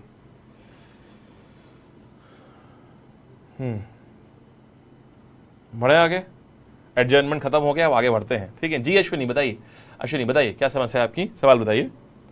सर मेरा डाउट है चैप्टर्स क्या होता है, लाइक फर्स्ट चैप्टर एग्जीक्यूटिव इसके क्वेश्चन आ रहे हैं, नहीं समझ। अरे यार सुजीत, पिछली बार भी यही सवाल बोला था आपने, मैंने बोला कि यार समझ में नहीं आ रहा सवाल, आपने फिर वही सवाल। इस सवाल को और सिंप्लीफाई करके भेजो ना, मेरे को सवाल आपका समझ में नहीं आ रहा है, थोड़ा और सिंप्लीफाई करिए। तीसरी बार भी वही सवाल भेज दिया। रे भाई कतई बुड़बक आदमी है, तीसरी बार भी वही सवाल भेज दिया। कतई बिल्कुल कौन, कतई बिल्कुल गौ प्रदेश से आ रहे हैं आप, चौथी बार भी सेल सवाल भेज दिया। अरे भैया सवाल तो पहले और सिंप्लीफाई करो ना। देखो अच्छा, चलो वापस आओ यहाँ पर। अब आपका सवाल देखता हूं, इधर आ जाओ। 4 बार एक ही सवाल भेज दिया आपने। Powers and functions of the governor, first of all it's the executive. See, executive powers का मतलब होता है आपके पास में अपॉइंटिंग अथॉरिटी किस चीज की है। एग्जीक्यूटिव पावर का मतलब आप एग्जीक्यूटिव बाय योर हैंड आप एग्जीक्यूट कर रहे हैं कोई डिसीजन। क्या? Chief minister, appointment of chief minister, council of minister, advocate general of state. तो यहां पर इन सबको जितना भी अपॉइंटमेंट है ना, आप देखिए जितने भी कॉन्स्टिट्यूशनल पोजीशन है, जितनी भी संवैधानिक पोजीशन है, चीफ मिनिस्टर के बारे में संविधान में लिखा, काउंसिल ऑफ मिनिस्टर के बारे में संविधान में लिखा, एडवोकेट जनरल ऑफ स्टेट के बारे में संविधान में लिखा है, गवर्नर। तो ये जो तीनों चीजें हैं, ये सारी जितनी भी संवैधानिक पोजीशन है इसमें गवर्नर अपॉइंट करते हैं राज्य का। दूसरा, अगर आप देखें गवर्नर जो है वो चांसलर होते हैं स्टेट यूनिवर्सिटीज के। समझिएगा, आपने अपनी यूनिवर्सिटीज में हमेशा वीसी देखे होंगे ना, आपने देखा होगा आपकी जब जिस भी यूनिवर्सिटी से आप पढ़े हो, आपने उसकी सबसे बड़ी पोजीशन आपने देखा होगा वाइस चांसलर। तो यार अगर कोई वाइस चांसलर है तो फिर चांसलर भी होना चाहिए ना। हर स्टेट यूनिवर्सिटी का जो चांसलर होता है वो गवर्नर होता है। इसी प्रकार हर केंद्रीय यूनिवर्सिटी का जो चांसलर होता है वो प्रेसिडेंट होता है। यही कारण है कि डीयू में जब भी कॉन्वोकेशन सेरेमनी होती है तो प्रेसिडेंट ऑफ इंडिया वहां आकर के क्या करते हैं, वो माला पहनाते हैं। क्यों? क्योंकि वो चांसलर हैं उस यूनिवर्सिटी के। समझ गए? केंद्रीय यूनिवर्सिटी, सेंट्रल यूनिवर्सिटी के चांसलर होते हैं प्रेसिडेंट, और स्टेट यूनिवर्सिटी के जो चांसलर होते हैं वो होते हैं आपके the governor. Then appoint state election, यही सारे जितने भी यार कॉन्स्टिट्यूशनल पोजीशन है, एग्जीक्यूटिव बॉडीज हैं, सबके हेड्स को कौन अपॉइंट करते हैं? गवर्नर। लेजिस्लेटिव पावर मतलब लेजिस्लेटिव असेंबली को, वही प्रेसिडेंट वाले काम, बुला सकते हैं लेजिस्लेटिव असेंबली को, सेशन को प्रोरोग कर सकते हैं, माने खत्म कर सकते हैं, विधानसभा को भंग कर सकते हैं। कब करेंगे? ओनली एंड ओनली जब काउंसिल ऑफ मिनिस्टर राज्य के लिखित रूप में दे दें, डिसॉल्व कर दो, जैसे इंदिरा गांधी जी ने किया था। बिल्स के ऊपर हाँ या ना बोलेंगे, अगर रोक लिया, अगर वीटो दे दिया। इंटरेस्टिंग बात सुनना, यहां पर एक बहुत मस्त चीज होती है जो प्रेसिडेंट के पास में नहीं होती है, इनके पास एक्चुअल में वीटो पावर होती है। इनके पास में एक्चुअल में वीटो पावर होती है। क्या हुआ था, 2015 में एक बिल आया। 2015 में राम नाईक जी उस समय यहां पर चीफ मिनिस्टर हुआ करते थे, गवर्नर हुआ करते थे 2015 में। तो उत्तर प्रदेश सरकार एक बिल लेकर के आई, और उस बिल में लिखा हुआ था कि भाई अब ऐसा है कि अगर, उसमें था प्रिवेंशन ऑफ ऑर्गेनाइज क्राइम का एक बिल था, तो उसमें यह था कि अगर किसी व्यक्ति ने, उसने राज्य सरकार ने जल्दी में पास कर दिया उस बिल को। अब फिर बात यह है कि अगर किसी भी व्यक्ति ने कभी भी, उसमें एक प्रोविजन था कि अगर किसी भी व्यक्ति ने पुलिस के सामने अगर कोई बयान दे दिया है तो वो कोर्ट में एडमिसिबल होगा, और कोर्ट के सामने अगर वो व्यक्ति मुकर भी जाता है और अगर पुलिस के सामने उसने बयान दे दिया है तो फिर उसको माना जाएगा कि हाँ उस व्यक्ति ने कन्फेशन कर लिया है। अब आप समझिए ये कितना वेग प्रोविजन है, क्योंकि यार पुलिस को क्या, आप जानते हैं वैसे अगर आप कोई भी बयान दे दिया, आप पुलिस के सामने जाइए, बोल दीजिए हाँ मैंने मारा है उस आदमी को, मैंने ही मर्डर किया है, मान लीजिए आपने ये बयान दे दिया। अभी आपने मान लो ये बयान दे दिया, अब आपके इस बयान को देने के बाद ही क्या होगा समझना, एज सून एज आप ये बयान दे दोगे, बयान देते ही क्या होगा, आपने तो ये बयान दे दिया कि हाँ भाई मैंने मारा उस व्यक्ति को, ऐसा है वैसा है, लेकिन बयान देते ही एक चीज होगी, आप सोचोगे कि यार आपने बयान दे दिया, आपको कन्विक्ट कर दिया जाएगा, लेकिन जैसे ही आप अदालत जाएंगे ना, और अगर अदालत पे मुकर जाते हैं अपने बयान से, कुछ नहीं कोई कुछ कर सकता है, क्योंकि आपका वही बयान जो आप अदालत में जा करके देंगे जज के सामने, वही एडमिसिबल होता है और कोई नहीं होता है। तो उसमें ये प्रोविजन था कि अगर पुलिस के सामने भी कोई बयान दिया है तो उसको भी एडमिसिबल माना जाएगा। राम नाईक जी ने बोला ये तो बहुत गलत है, यहाँ तो पुलिस कुछ भी टॉर्चर करके बयान ले सकती है, तो उस बेसिस के ऊपर बिल को नकार दिया। माने गवर्नर के पास ये पावर होती है कि राज्य में कौन सा बिल आ रहा है और कौन सा बिल नहीं आ रहा है, इनके पास वीटो की पावर एक्चुअल में होती है, जो कि प्रेसिडेंट के पास भी नहीं होती है। समझ गए? ये सेम कहानी गुजरात में भी हुई थी, गुजरात में भी ऐसी organise crime, prevention of organise crime करके एक बिल आया था। तो उन्होंने भी वहां पर भी क्या किया था, वहां पर भी सेम चीज उन्होंने करी थी। उन्होंने बोला था कि यार ऐसा है, अगर हमें ऑर्गेनाइज क्राइम को रोकना है तो हम सस्पेक्ट के आधार पर हम किसी को भी उठा लें, हम उसको, जितने भी फोन टैपिंग जो होती है ना, वहां पर क्या था, वहां के भी गवर्नर ने मना कर दिया था। वहां पर उन्होंने बोला कि अगर हम, गुजरात में उन्होंने बोला कि हम एक बिल बनाए, उन्होंने बोला ऑर्गेनाइज क्राइम के अगेंस्ट है ये बिल, और बोले कि उसमें एक प्रोविजन था कि अगर हमने किसी की कॉल सुनी है, मतलब हमने किसी का फोन टैप कर लिया है, भले इलीगली फोन टैप किया हो, और अगर उसमें उस व्यक्ति ने कन्फेस किया है, हाँ 4 किलो चरस लेके आ जाओ, 4 किलो चरस लेके आ जाओ, और ये इन 2 लोगों में बात हो रही है, यानी ये दोनों लोग चरस की तस्करी करते हैं, तो उन दोनों लोगों को अरेस्ट कर लिया जाएगा। तो गवर्नर ने बोला यार ये तो राइट, ये फंडामेंटल राइट जो है आपका, राइट टू प्राइवेसी, ये कहां है, ये तो पूरा वायलेट हो रहा है ना इस बिल से। गवर्नर ने साफ इनकार कर दिया इस बिल को साइन करने से। तो बिल्स के ऊपर जो असेंट है, ये एक प्रॉपर पावर होती है गवर्नर की, कि यहां पर एब्सोल्यूट वीटो की पावर होती है। ठीक, ऑर्डिनेंस जैसे प्रेसिडेंट साहब दे सकते हैं, ऐसे ही यहां पर क्या हो सकता है, ये भी दे सकते हैं, ये आपके जो गवर्नर साहब हैं ये भी ऑर्डिनेंस दे सकते हैं। ऑर्डिनेंस की पावर भी क्या होती है, दोनों के ही पास में होती है। ठीक, इसके बाद कौन सी पावर आ गई, ये ऑर्डिनेंस की पावर आ गई। उसके बाद हमारे पास कौन सी आ गई, लेजिस्लेटिव असेंबली को ये भी एड्रेस करेंगे, जैसे वो यहां पर लोकसभा को एड्रेस करते हैं। ये एमएलए को किस ग्राउंड के ऊपर डिस्कस हटा सकते हैं, जैसे अगर काउंसिल ऑफ मिनिस्टर या चीफ मिनिस्टर ने बोल दिया इस एमएलए को हटा दो, बर्खास्त कर दो, कर देंगे। सेम टू सेम वही वाले प्रेसिडेंट वाले काम। आइए, एक्स्ट्रा बस फायदा ये होता है इनके पास में ये वीटो पावर होती है, जो कि प्रेसिडेंट के पास में नहीं होती है। फाइनेंशियल पावर क्या है, सेम कहानी यार, क्या कि यार कोई भी पैसे वाला बिल है अगर, तो वो गवर्नर की मंजूरी के बिना आप इंट्रोड्यूस ही नहीं कर सकते। जैसे मनी बिल के लिए प्रायर प्रेसिडेंट से अप्रूवल लेना पड़ता है, वैसे यहां गवर्नर से लेना पड़ता है। Money will be release from the contingency fund या कोई भी fund only after the permission of the governor. जब तक परमिशन नहीं मिलेगी तब तक आप नहीं कर सकते, चाहे तो मना कर दे, वीटो पावर इनके पास होती है। ये एक खास पावर अब बताते हैं आपको यहां पर, can reserve the bill for the president for his consideration. क्या होता है, अगर मान लो गवर्नर को कोई बिल जो है वो नहीं समझ में आ रहा है कि यार ये बिल जो है भाई ये तो कुछ गड़बड़ लग रहा है यार, हम ना तो हां कर पा रहे हैं ना तो ना कर पा रहे हैं इस बिल के ऊपर, तो फिर क्या करें। तो ये भी इनके पास भी एक पॉकेट वीटो जैसी एक पावर होती है। क्या हुआ क्या था, एक बार स्लॉटर ऑफ एनिमल्स एक बिल आया, ये बात है आपके यहाँ की कर्नाटका में एक बिल पास किया गया। वो बिल था prevention of slaughter of kettles का स्लॉटर रोकने के लिए। बोले अगर किसी को भी कैटल का स्लॉटर करते हुए देखा तो उसको 1 साल की सजा हो जाएगी। तो अब यहां पर क्या हुआ, गवर्नर ने बोला यार ये कैसा बिल है यार, पहली चीज तो इस बिल में आपने कैटल्स में कौन कौन से जानवर आ रहे हैं आपने यही नहीं लिखा है, पता चला कोई बकरा काटे आप उसको अंदर कर दो। दूसरा, ये एक बेसिक फंडामेंटल राइट है, right to food, right to freedom of food. आप कौन सा फूड खाते हो ये किसी व्यक्ति का, चाहे वो मांस खाए, चाहे वो वेज खाए, चाहे वो कुछ भी खाए, ये उस व्यक्ति का है, एक उस व्यक्ति का अपना है। हाँ, इस किसी के खाने से अगर किसी के पर्टिकुलर वर्ग की धार्मिक भावनाएं अगर ठेस पहुंच रही है कि वो एनिमल एक्चुअल में एक धार्मिक एनिमल माना जाता है, तो फिर उस केस में हम एक लॉ बना सकते हैं, लेकिन आप जनरलाइज नहीं कर सकते। अब उनके ऊपर प्रेशर था कि आप इस बिल को पास करिए ही करिए, और वो इस बिल को पास करना नहीं चाह रहे थे। तो यहां पर उन्होंने क्या किया, उस बिल को ऐसा रिजर्व करके प्रेसिडेंट को भेज दिया।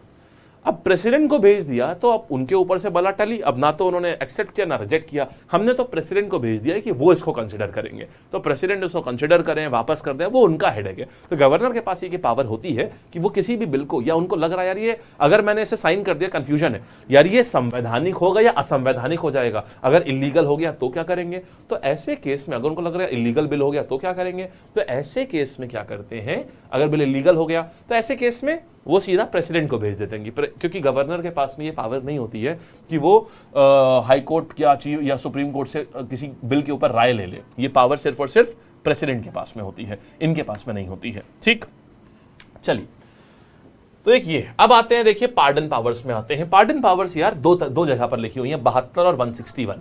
72 में जो पार्डन पावर्स लिखी हुई हैं वो प्रेसिडेंट के लिए हैं, और 161 में जो पार्डन पावर्स लिखी हुई हैं वो गवर्नर के लिए हैं। अब देखिए दोनों में क्या होता है ये बताते हैं।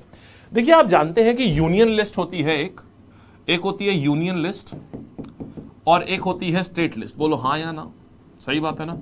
एक होती है यूनियन लिस्ट और स्टेट लिस्ट। इसके तहत कुछ ना कुछ रूल्स बनाए जाते हैं, कुछ ना कुछ लॉज बनाए जाते हैं। बोलो इस पे भी आप अग्री कर रहे हो, ठीक है ना। इसके तहत कोई ना कोई रूल्स बनाए जाते हैं और कोई ना कोई लॉज बनाए जाते हैं। अब जरा आप ये मान लीजिए कि जो रूल इसके तहत बनाए गए हैं उसको अगर कोई ब्रेक करता है, उसको अगर कोई तोड़ता है, तो फिर ये बताइए अगर उसको कोई तोड़ रहा है तो फिर उसके लिए सजा का प्रावधान होना चाहिए। बोलिए हाँ या ना, होना चाहिए ना यार, उसके लिए सजा का प्रावधान होना चाहिए। तो सजा का प्रावधान होता है, सजा उसको मिल गई लेकिन अब उसको माफी चाहिए। तो अगर केंद्र के बनाए गए लॉ को तोड़ा है, उसके लिए जो सजा मिली है उस पर माफी चाहिए, तो उसको प्रेसिडेंट साहब डील करते हैं। राज्य के द्वारा अगर कोई लॉ बनाया गया है, उसको तोड़ा है और उसमें सजा हुई है, तो उसको गवर्नर डील करते हैं। बोलो समझ आ गया पहले मुद्दे की डिफरेंस, मेन डिफरेंस क्या होता है दोनों में जी, what is the main difference. ठीक है, अच्छी बात है। तो मेन डिफरेंस क्या होता है ये आप समझ गए, कहानी क्या है। अब हम लोग आते हैं आगे। ये तो हो गए मेन डिफरेंस, कौन किसको किसको क्या क्या किया जाता है। मेन डिफरेंस समझ गए कि ये सेंट्रल गवर्नमेंट का अगर कोई लॉ टूटा है तब, यूनियन का कोई लॉ टूटा है उसमें जो सजा हुई है उसके लिए आपको माफी चाहिए।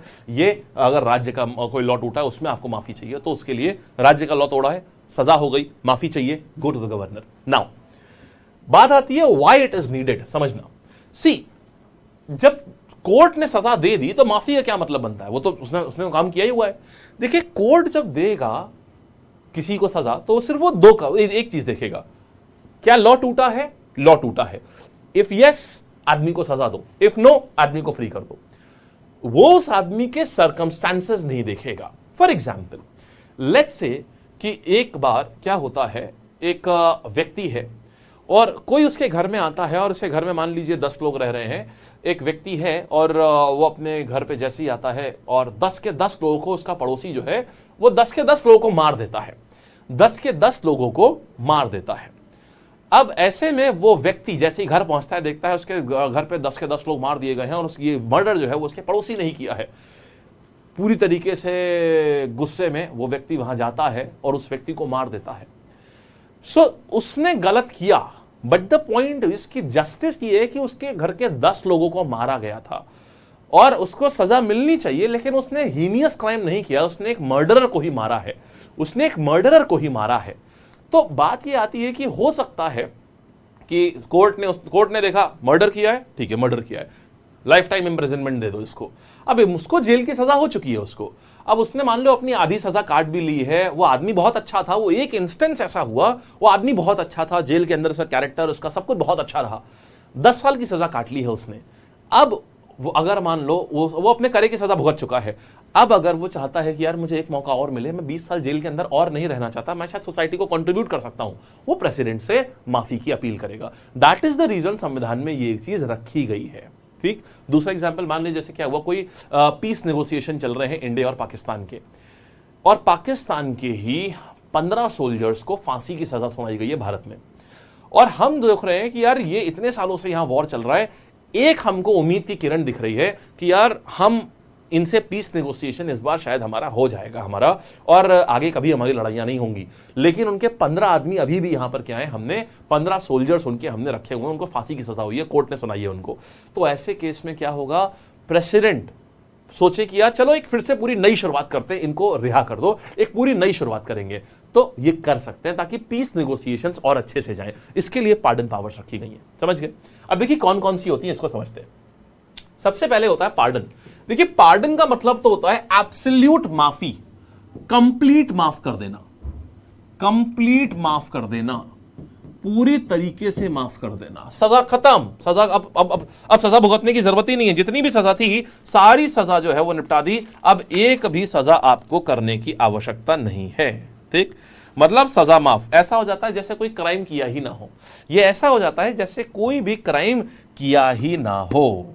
ठीक, ये पता किसने करी थी, आपको याद होगा मैसेंजर ऑफ गॉड, याद है MSG, जिनके ऊपर रेप के चार्जेस लगे हुए थे, जिनके ऊपर मर्डर के चार्जेस लगे हुए थे, इन्होंने भी प्रेसिडेंट को भेजी हुई थी अपनी ये अर्जी कि हमको भी माफ कर दिया जाए।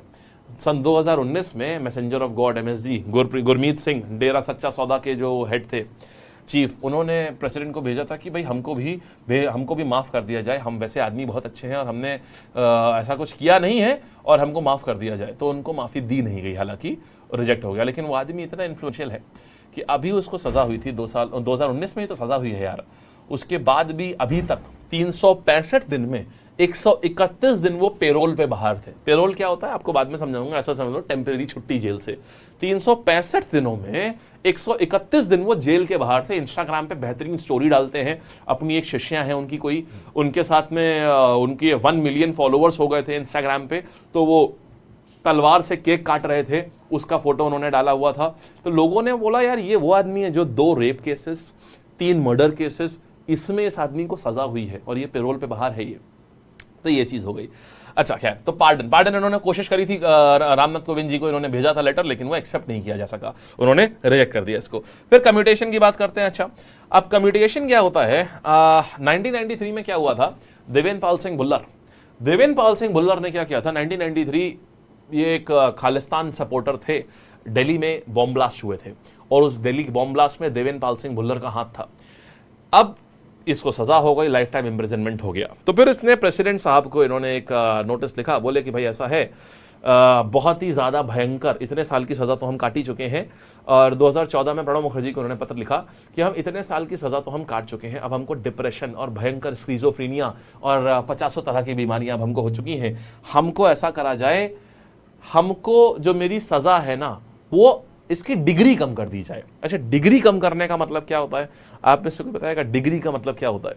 और जबकि वो था एक प्रेसिडेंट, उसको भी हालांकि मना कर दिया गया, क्योंकि यार अगर उसकी बात को मान लिया जाता तो फिर ये एक फ्यूचर के टेररिस्ट अटैक के लिए एक बहुत ही खराब प्रेसिडेंट सेट कर देता कि यार टेररिस्ट को भी भारत सरकार में कुछ ना कुछ माफी या कुछ ना कुछ सजा उनकी कम हो सकती है।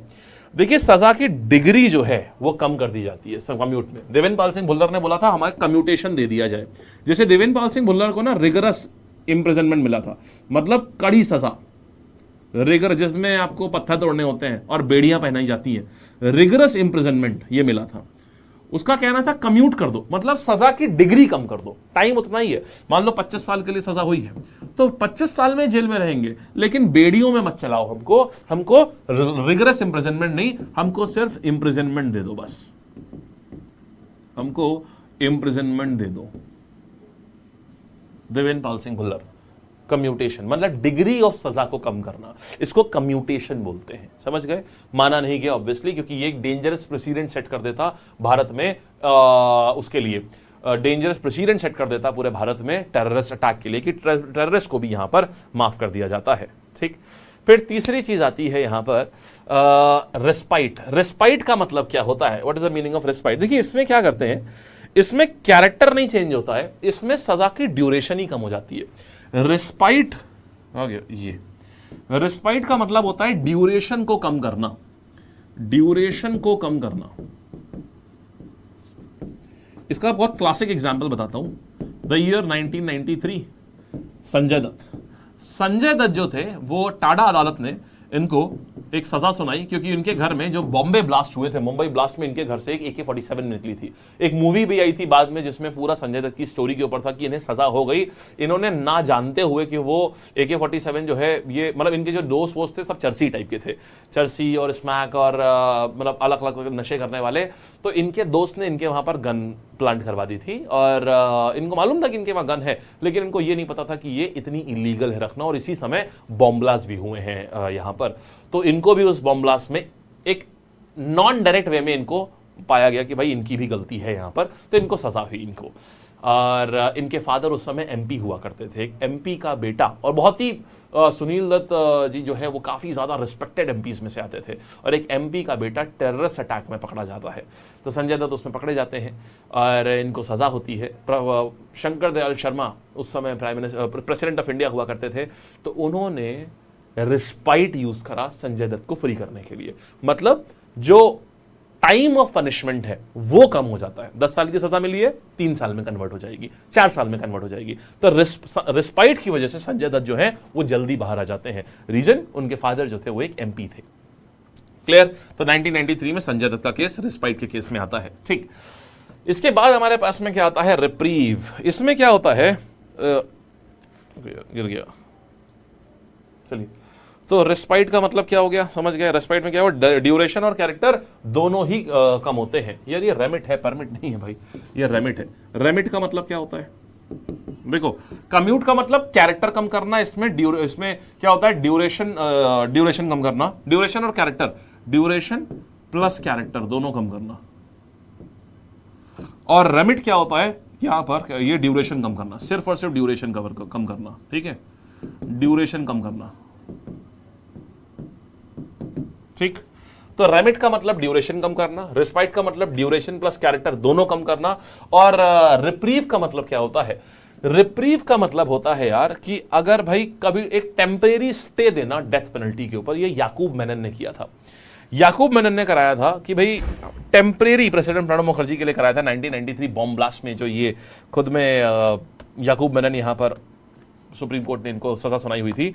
तो इसका मतलब ये होता है, रिप्रीव मतलब है एक टेम्परेरी स्टे डेथ पेनल्टी के ऊपर। टेम्परेरी स्टे दे दीजिए हमको अभी के लिए ऑन डेथ पेनल्टी, अगर किसी को फांसी की सजा हुई है। तो रिवाइज कराते हैं। पार्डन मतलब जैसे कंप्लीटली माफ, जैसे क्राइम ही ना किया हो वो। कम्यूट का मतलब हुआ कि आप जो कैरेक्टर है, कैरेक्टर कम कर। देखो, सी से कम्यूट, सी से कैरेक्टर, तो कैरेक्टर ऑफ सजा जो है उसको कम करना। रेमिट का मतलब होता है ड्यूरेशन ऑफ सजा कम करना। फिर आता है रिस्पाइट, इन दोनों को मिला दो, कैरेक्टर प्लस ड्यूरेशन दोनों कम करना। और रिप्रीव का मतलब होता है temporary stay on death penalty, इसको रिप्रीव बोलते हैं। तो किसी को अगर मान लीजिए फांसी की सजा हुई और वो चाहता है कि भाई फांसी की सजा हमको ना मिले अभी, तो उस केस में वो क्या करेगा? वो रिप्रीव का इस्तेमाल करेगा। अभी हमको ना सजा दी जाए तो वो रिप्रीव का इस्तेमाल करेगा यहाँ पर, कि ताकि क्या होगा? रिप्रीव की सजा से क्या होगा? Temporary stay on death penalty. भाई अगर हमने टेम्परेरीली हमने एक स्टे दे दिया इसके ऊपर, डेथ पेनल्टी के ऊपर, तो यहाँ से क्या होगा? वो जो व्यक्ति होगा उसके पास समय मिल जाएगा कि वो अब प्रेसिडेंट के पास में जाकर के पार्डन की याचिका कर सकता है, अपनी माफी की याचिका उनसे डाल सकता है, इसलिए करी जाती है ये। ठीक है, सो दैट्स इट। ये है आपकी सारी की सारी पावर्स। अब बात आती है कि यार कौन सी पावर प्रेसिडेंट के पास होती है और कौन सी पावर जो होती है वो गवर्नर के पास में होती है। देखिए, यहां पर सिर्फ एक पावर होती है जो कि गवर्नर के पास में नहीं होती है। दो पावर्स होती हैं। पहला, गवर्नर के पास में क्या नहीं होती है? गवर्नर के पास में कौन सी पावर्स एब्सेंट होती हैं? प्रेसिडेंट के पास तो सारी होती हैं, पावर्स एब्सेंट कौन कौन सी होती हैं इसको समझते हैं। डेथ पेनल्टी माफ नहीं कर सकते, ये डेथ पेनल्टी माफ नहीं कर सकते, पहली चीज। दूसरा, अगर किसी व्यक्ति को कोर्ट मार्शल किया गया है, किसी डिफेंस पर्सनल को अगर कोर्ट मार्शल करके निकाला गया है, तो कोर्ट मार्शल के अगेंस्ट भी ये नहीं कर सकते, प्रेसिडेंट कर सकते हैं। ये दो पावर्स ऐसी होती हैं जो प्रेसिडेंट के पास होती हैं लेकिन गवर्नर पे नहीं होती। पहला, डेथ पेनल्टी को, डेथ रो को हटा देना, और दूसरा कोर्ट मार्शल। इन दो केसेस में गवर्नर जो है वो कुछ नहीं कर सकते, प्रेसिडेंट जो है वो कर सकते हैं। बोलिए, बढ़िया, कोई समस्या नहीं ना? यहां से आपकी कहानी जो आती है यहां पर होती है समाप्त। ठीक है जी। अब हम लोग शुरुआत करेंगे इसके बाद में किसकी? अब हम लोग कल पढ़ेंगे सीएजी और स्टेट, सीएजी हो गया, और कल पढ़ेंगे स्टेट लेजिस्लेचर हो गया, इतना ही था। तो अब हम लोग कल पढ़ेंगे सीएजी, उसके बाद हम लोग पढ़ेंगे आपका कंट्रोलर ऑडिटर जनरल, अभी तो पढ़ा नहीं है। सीएजी के बाद में फिर हम लोग पढ़ेंगे जुडिशरी कल, और परसों एक क्लास बचेगी फिर आपकी पंचायत और ग्राम, ये सब नगर पंचायत, ये सब बचेगी, म्यूनिसिपैलिटी, नगर पंचायत, इसकी एक क्लास बचेगी सर फिर। ठीक है जी, चलिए सर। चैप्टर परमिटेंट कॉम्बिनेशन पॉलिटी जैसा होता है क्या? कौन सा वाला Siddharth? Particular time period for temporary stay नहीं आती, ऐसा तो कुछ नहीं है, वो वहीं पर डिसाइड होता है। संविधान ने नहीं बोला, वो वहीं पर डिसाइड होता है कितना स्टे लगाया हुआ है, कितने टाइम का स्टे लगाया हुआ है, ये होता है। कोर्ट मार्शल कैसे करते हैं? कोर्ट मार्शल यार जो डिफेंस की अदालत होती है ना वो करती है। जैसे मान लीजिए आपने अगर शौर्य मूवी देखी हो, तो अगर भाई किसी डिफेंस के व्यक्ति ने गलत काम कर दिया तो क्या, तो उनका नॉर्मल अदालत में ट्रायल नहीं होता, उनके लिए आर्मी अदालत होती है, उसमें उनका ट्रायल होता है। ठीक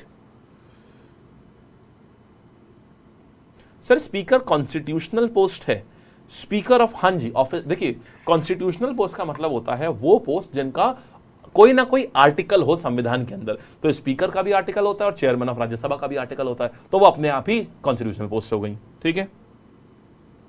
कोर्ट मार्शल अमृत क्या होता है? अगर मान लीजिए किसी डिफेंस पर्सनल को नौकरी से हटाया जाता है, बर्खास्त किया जाता है, उसके सारी आर्मी प्रिविलेजेस या डिफेंस प्रिविलेजेस, उसकी रैंक उससे छीन ली जाती है और उसको नौकरी से निकाल दिया जाता है, that is called as a court martial. ठीक है। हाँ जी, यही करेंगे कुछ ओपन, यही कुछ करेंगे। सीजीएल एक साथ आ गया, कॉलेज एग्जाम आ गए, कॉलेज एग्जाम को थोड़ा प्रेफर करके देखो हाफ ऑफ टाइम में कर दो ना यार। तो कॉलेज एग्जाम के लिए क्या करो, डेली 2-2.5 घंटे दे दीजिए। 2-2.5 घंटे अगर आप अभी से दे रहे हो ना डेली, तो चलेगा आराम से, कोई दिक्कत नहीं है। और उसके बाद 2 घंटे दे दो, 2-2.5 भी नहीं, 1.5 से 2 घंटे दे दो कॉलेज एग्जाम को डेली, अभी जिनका भी कॉलेज एग्जाम है, उसके बाद वहां पे कर दीजिए। ठीक है, चलिए रविंद्र एक बार खत्म कर लीजिए, फिर आपको हम क्वेश्चंस कराएंगे। क्वेश्चंस हम आपको अच्छे खासे कराएंगे। एक बार खत्म कर लीजिए, फिर रिसेंट ईयर सारे क्वेश्चन कराएंगे, डोंट वरी। चलेगा, इस कल मिलते हैं हम लोग फिर। ठीक है, लेट्स कैच अप टुमारो। कल ध्यान रखना, कल क्वांट्स की भी क्लास है, 2 बजे क्लास होगी कल क्वांट्स की। प्लीज मेक श्योर कि आप ज्योमेट्री जो कराया गया था उसको रिवाइज करके आएंगे, कल 2 बजे ज्योमेट्री की क्लास होगी, उसके बाद फिर आपकी जीएस की क्लास होगी। ठीक।